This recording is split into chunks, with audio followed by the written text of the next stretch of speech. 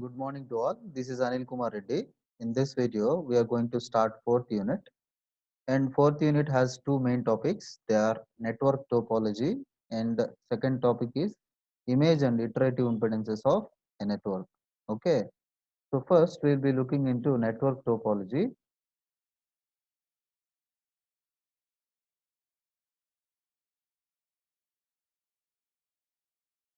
So let us look into the contents of fourth unit. So first one is network topology as I told you. Second one incidence matrix, next tie set matrix and cut set matrix. So after that we'll be looking into image and iterative impedances of T network. Asymmetrical, there are so many types, symmetrical, asymmetrical, L network, like that. We'll be discussing each and every network in detail in coming classes. But for now, these are the contents. So network topology, incidence matrix, tie set matrix, cut set matrix, and finally image and iterative impedances. So first, let us discuss what is a network topology. So network topology, in order to understand network topology, first we need to understand what is a network.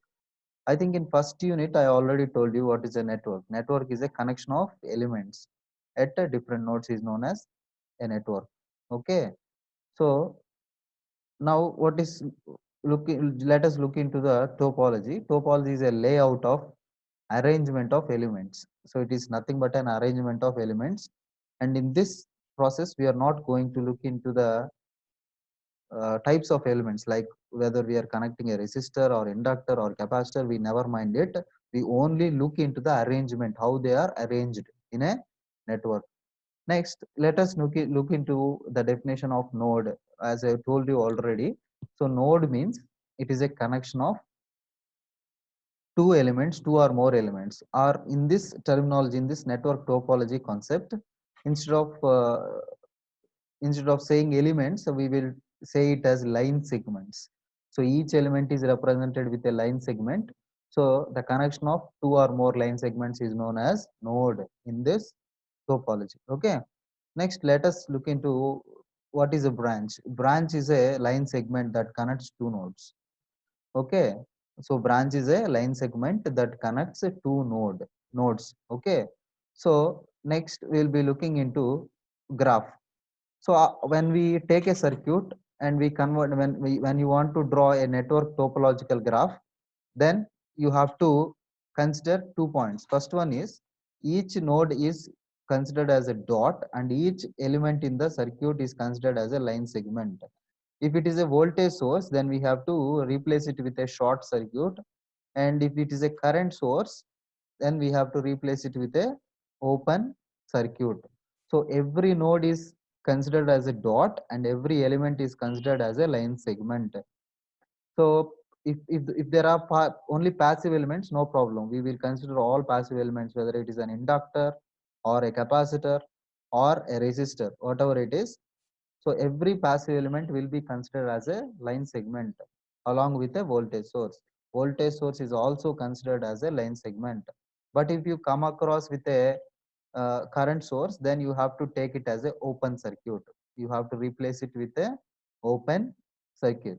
Next, we will be looking into so graph is a representation of a network obtained by replacing every element of a network with a line segment and every junction or a node with a dot. Okay. Next, we will have to see what is a connected graph. Connected graph means it is a graph in which there exists at least one path between any two nodes. If you are having at least one path between two nodes, then you can call it as a connected graph. In some graphs, if there are no connected nodes with a line segment, then you can call it as a non-connected graph. Okay. Next, we have to look into what is oriental graph. Oriental graph means after drawing the graph, we have to uh, we have to uh, number all the branches and all the nodes with so for suppose if I have given a circuit, given you a circuit, So if you have converted, then you can draw a diagram. But if you have given all the branches or all the line segments with numbers and all the nodes with their respective node numbers also, then you can call it as a oriented oriented graph or oriental graph. Next, we will be looking into tree. Tree means it is the subgraph. Subgraph means from the original graph we are going to take all the nodes, and if we connect them with the line segments, then we call it as a tree. So there is a condition here. In a tree you should not leave any node. You cannot leave any node, but you can leave any branches or line segments. Okay, so tree is a subgraph which includes all the nodes without any closed path. So it should not have any closed path from the original graph. Next, we will be looking into uh, what do you call each branch of a tree? So each branch of a tree is known as a twig, TWIG, twig. So each branch of a subgraph or each branch of a tree is known as twig, TWIG, twig. Next, the branches are not included in the tree of a graph. Suppose if I want to draw a tree, I have to take all the nodes and I have to take only some twigs, and I have to leave some line segments from the original graph, and those line segments that are left are known as links or chords. Okay, so each branch of a tree is known as a twig, and the branches which are not included in the tree from the original graph is known as a link or chord. Link, link or chord. Okay, next, what we'll have to discuss is if n number of nodes are in the graph.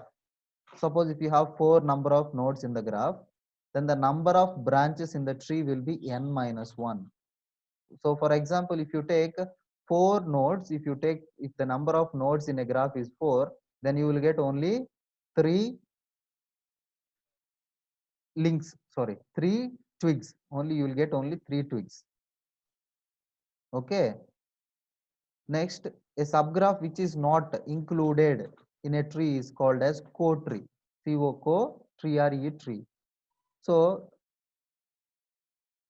tree is formed by twigs and co-tree is formed by links. Okay, so if you are forming a network with only links, then you can call it as a co-tree.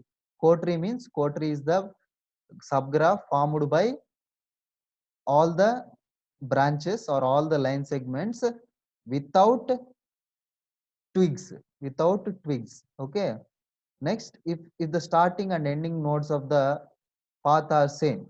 Okay, if the starting and ending nodes of the path are same, is known as closed path. So you have to understand what is a closed path. Okay, I will tell you with an example. So first we need to know how to draw a graph from the given network. So first step is you have to identify number of nodes. Next, replace all the elements with line segments, which means if the network has only passive elements, you can replace all the passive elements with a line segment. Suppose if you are not having suppose if you are not having line segments, then suppose if you are not having all the passive elements, suppose if you have a voltage source, then you have to replace it with a short circuit. Okay, so we have to consider if the voltage source is there, then we have to replace it with a short circuit. Okay, and if the given circuit diagram has a current source, then you have to replace it with a open circuit. So after drawing all the line segments and nodes, what you have to do is you will have to choose the directions for all branches. So if you should give so for each branch, which means for each line segment, you have to number it, and for each node you have to number it with alphabet or numbers, no problem.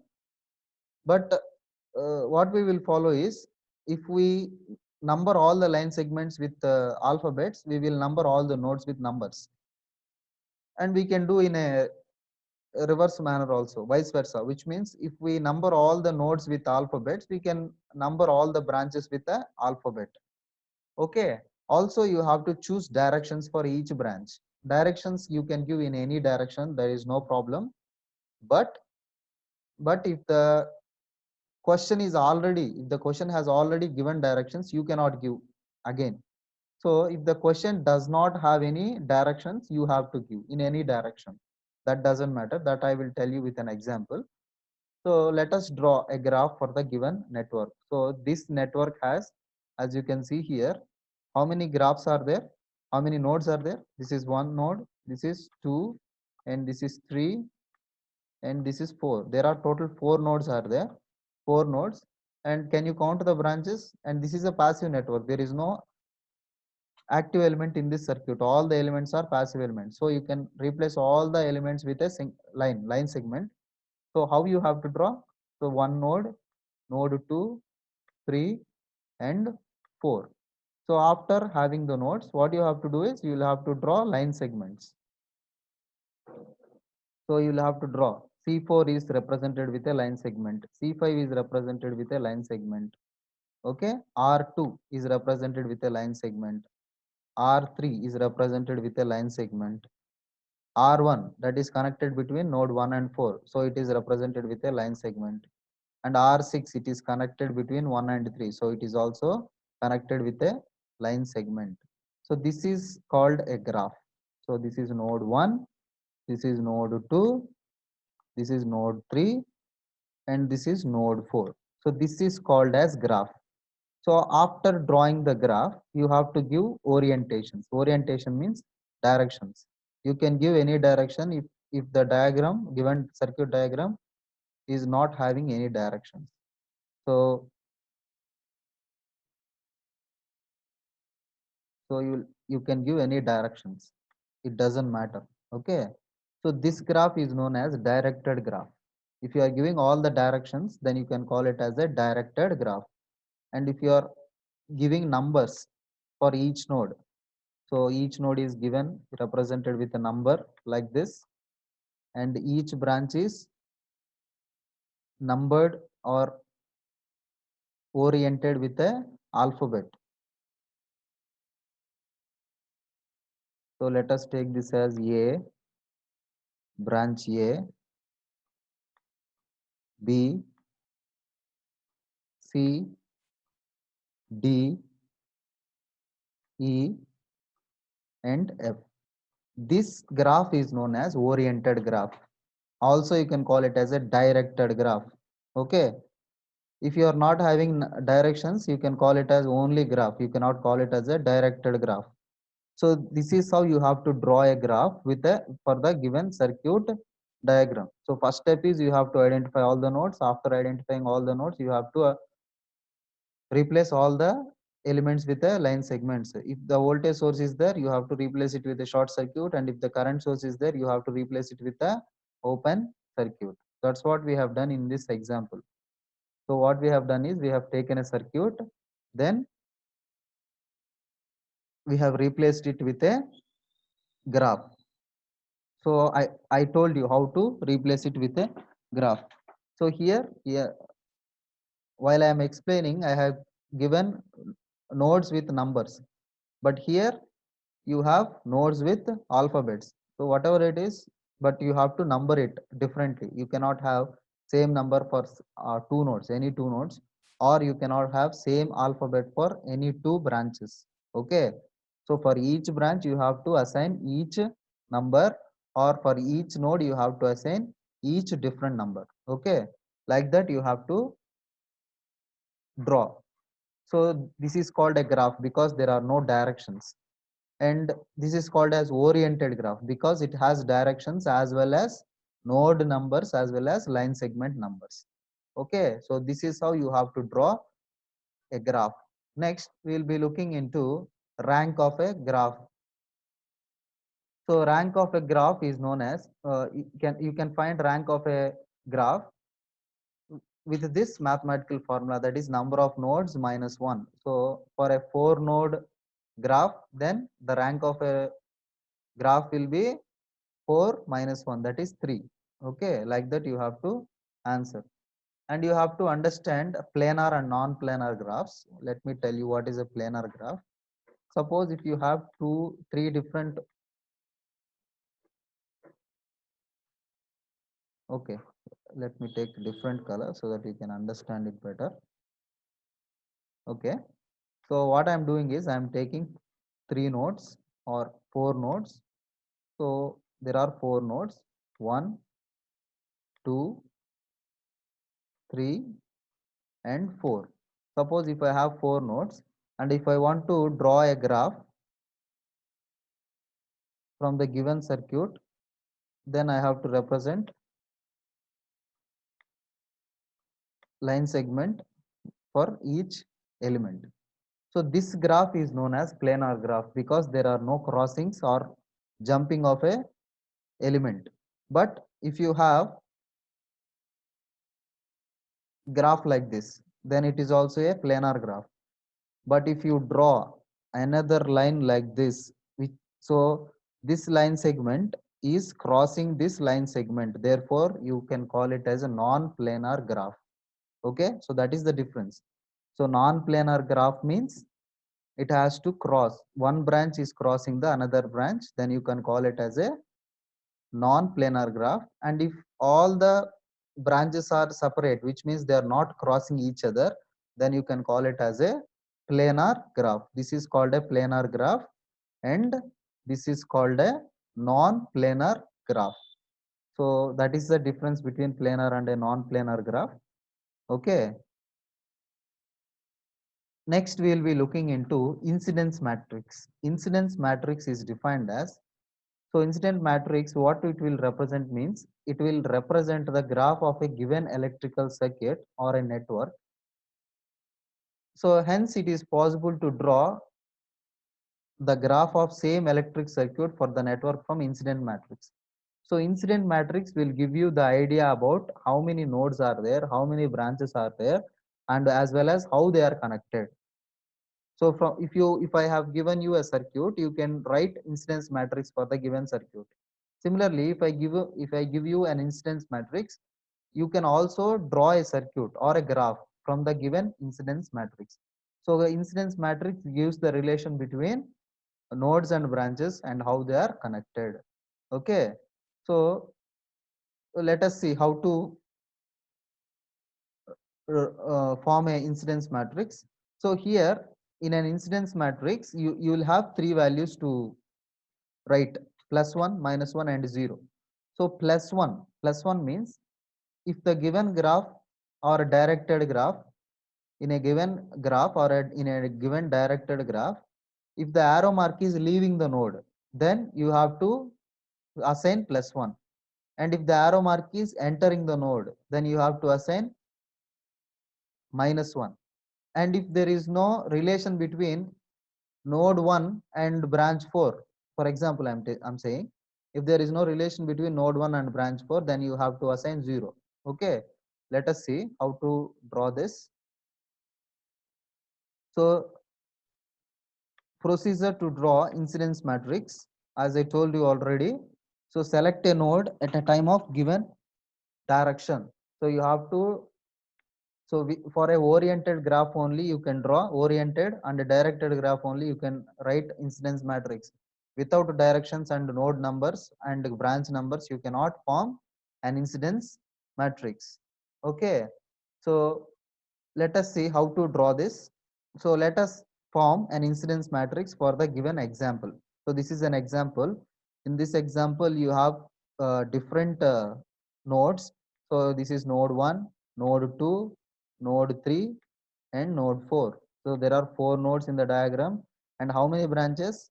1, 2, 3, 4, 5, 6 branches are there. So there are 6 branches and 4 nodes. Let us form an incidence matrix. So as I told you already how to form incidence matrix. So here you can see, let us take node 1, and the directions are already given in the question all. Okay, so you don't have to give another directions. So if you take node 1, so here you have to write node 1, node 2, node 3, node 4. So each row represents nodes and each column represents a branch. So this is A, this is B, this is C, D, E, and F. Okay, there are 6 branches. So you have to take 6 columns. So 4 nodes, so you have to take four rows. Okay, so as you can see, A branch is entering the node 1, therefore you have to assign -1. B branch is leaving the node 1, therefore you have to assign +1. And C is not in relation with node 1, therefore you have to assign 0. Okay, similarly, D is entering node 1, therefore you have to assign -1. E is not connected for node 1, therefore you have to assign 0. And F is not connected to node 1, therefore you have to assign 0. Like that you have to write for each row. Okay, similarly if you take,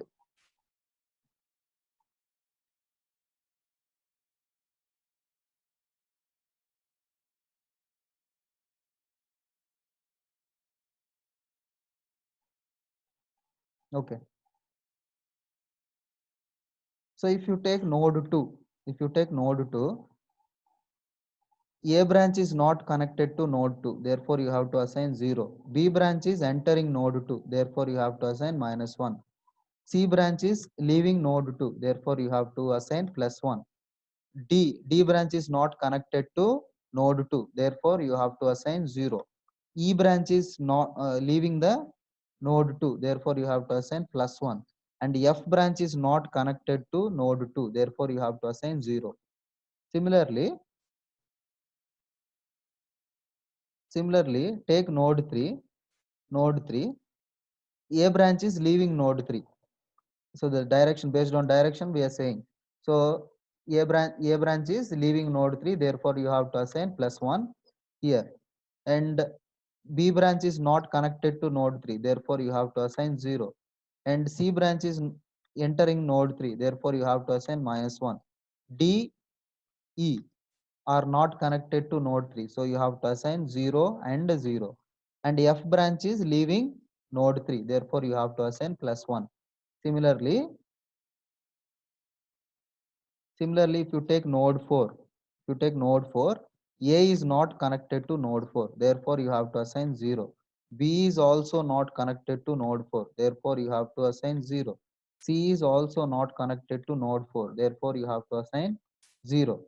And D, D is leaving the node. Okay, so A, B, C are 0. D is leaving the node, therefore you have to assign +1. E and F are entering the node, therefore you have to assign -1. So like that you can form an incidence matrix. So this is called as an incidence matrix. So there is another type of matrix that is called reduced incidence matrix that I will tell you now. So reduced incidence matrix means you have to understand, reduced incidence matrix means you have to understand that, okay, you have to understand that if one row, if a row and if one column is deleted from the original matrix, this remaining matrix is known as reduced incidence matrix. Okay, so if somebody asks you to find reduced incidence matrix, first you have to find normal fundamental incidence matrix. After that you can delete any column and any row, it doesn't matter. Okay, then you can write always a reduced incidence matrix from the incidence matrix. Next we will be looking into the basic points. So how many rows are there? Number of rows for the given problem is you can count. So the number of rows are, as I told you already, 1, 2, 3, 4. So the number of rows will be 4, which will be equal to number of nodes. And how many branches are there? 6 branches. Then they will be equal to number of branches. So the number of rows will be equal to number of nodes and the number of columns will be equal to number of branches. Okay. So the order of the incidence matrix will be 4 by 6, 4 by 6, which means rows by branches, rows by branches. So by observing the above incidence matrix, we can conclude that the summation of column elements of incidence matrix is equal to 0, which means, so if you write an incidence matrix, suppose if you have a doubt whether it is correct or not, just add any two or just add all the columns, you will get 0. So let us add plus 1 and minus 1. The resultant is 0. Here also plus 1 minus 1. Resultant is 0. In third column also result 0. Fourth column 0. Fifth column 0. Sixth column 0. So in every column we are getting 0 as the, if we add all the rows, okay, all the elements of each column, then we are getting a 0. So that is how you have to check whether you are writing correct or not. Okay. Next, if the given graph is an undirected type, which means the directions are not given, then what you have to do? You have to give your own directions and you have to proceed. It doesn't matter which direction you are giving, but the thing is you have to direct each and every branch of the given graph. Then only it is possible to write incidence matrix. Then we will be looking into tie-set matrix. So this will be discussed in next class. So in next class, we will be discussing tie-set matrix. Okay. Thank you.